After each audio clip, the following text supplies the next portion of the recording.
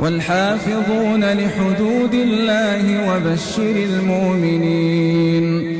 ما كان للنبي والذين آمنوا أن يستغفروا للمشركين ولو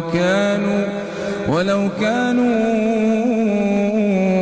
أولي قربى من بعد ما تبين لهم أنهم أصحاب الجحيم.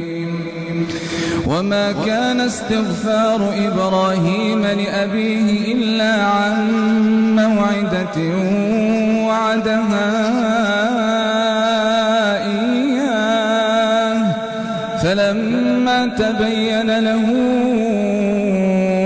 أنه عدو لله تبرأ منه إن إبراهيم لأواه حليم.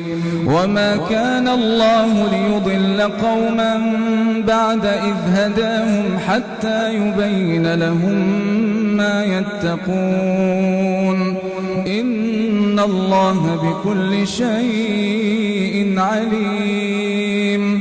إن الله له ملك السماوات والأرض